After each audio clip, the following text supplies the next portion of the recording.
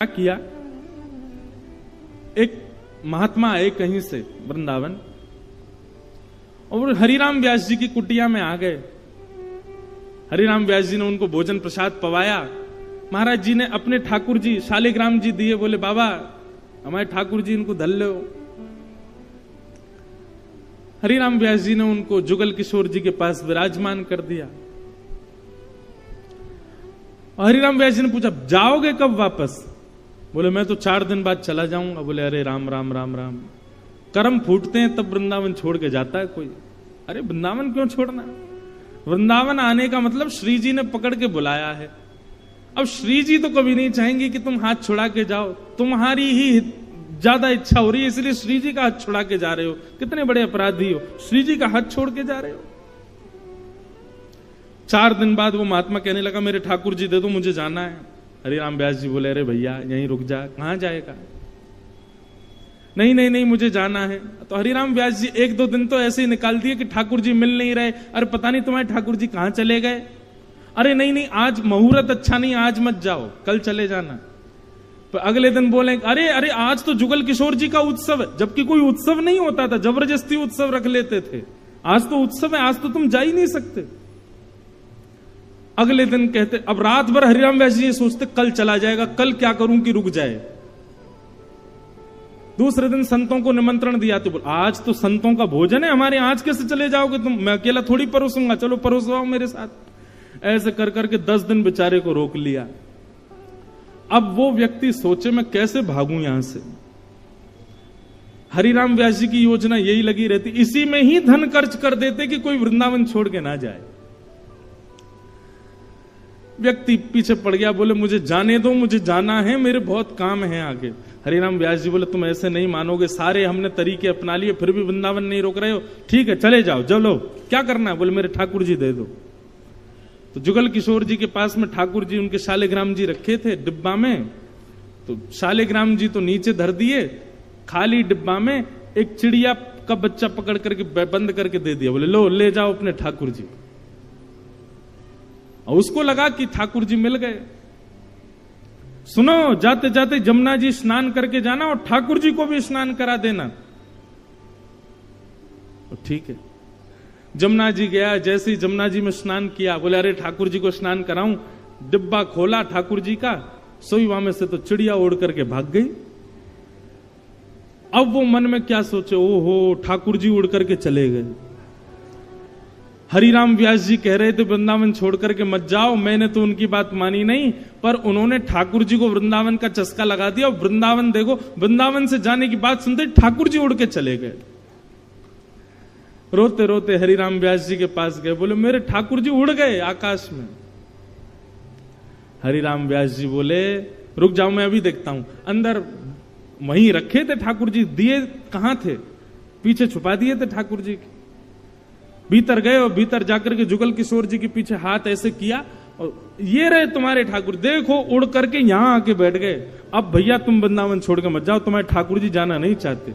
और उस व्यक्ति को अखंड ब्रजवासी बना दिया। हरिराम व्यास जी खुश हो जाते, मिशन सक्सेसफुल। उनका एक ही मिशन है कि सब वृंदावन में बस जाओ। हरिराम व्यास जी का एक बहुत सुंदर पद है, हरि हम कब होंगे ब्रजवासी, हरि हम कब होंगे ब्रजवासी, हरि हम कब होंगे ब्रजवासी। ने गावे को मन करे ऐसा तो कर दो। हे ठाकुर नंद किशोर हमारे, ठाकुर नंद किशोर, ठाकुर नंद किशोर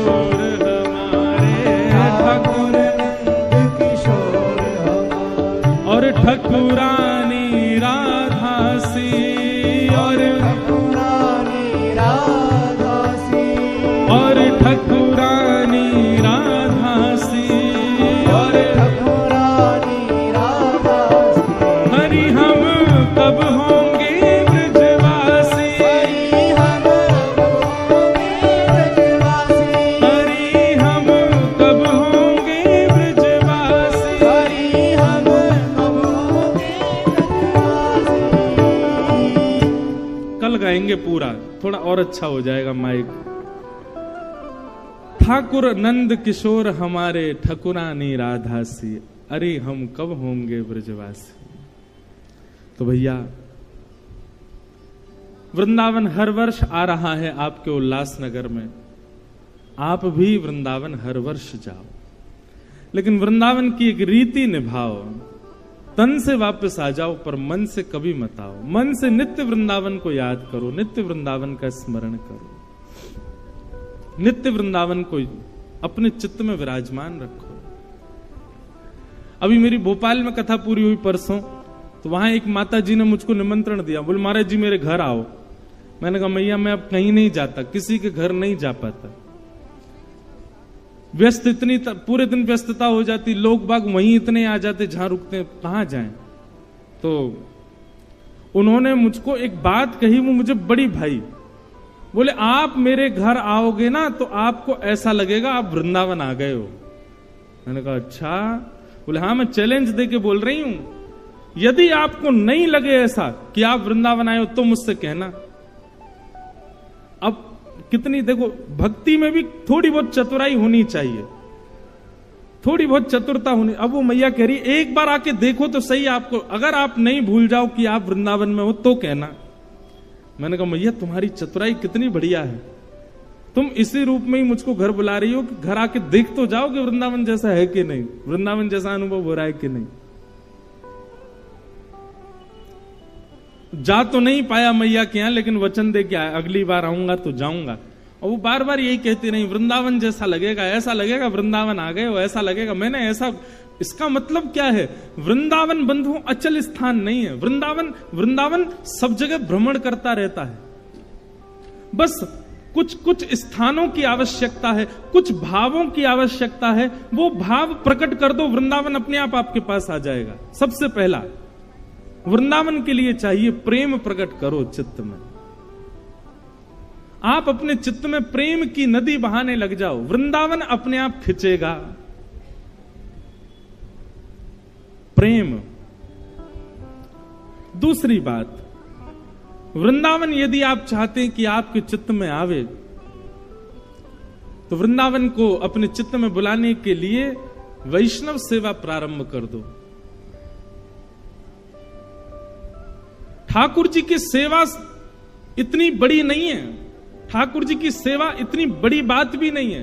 बड़ी बात है किसी वैष्णव की सेवा, बड़ी बात है किसी संत की सेवा, बड़ी बात है किसी भक्त की सेवा, बड़ी बात है गुरु सेवा। ठाकुर जी को तो कैसी भी रोटी खवा दो, कैसे वो चावल खवाए दो, कैसे वो सब्जी खवाए दो, बच्चा चुपचाप खा लेंगे। संत के सामने तो संत तो बोल देगा, टोक देगा आपको, ये उचित नहीं बना है, ये ठीक नहीं बना है, ये ऐसे नहीं बनाना है, ये ऐसे नहीं करना है। उसकी सेवा कठिन होती। तो वृंदावन चित्त में आए उसके लिए सबसे पहले प्रेम चित्त में प्रकट करो। वृंदावन चित्त में आए उसके लिए दूसरा भाव वैष्णव सेवा प्रारंभ करो। वृंदावन चित्त में आए उसके लिए तीसरा भाव श्री किशोरी जी का स्मरण प्रारंभ करो, लाडली जी का स्मरण करो, हमारी श्री राधा रानी का स्मरण करो। वृंदावन चित्त में आएगा तो वृंदावन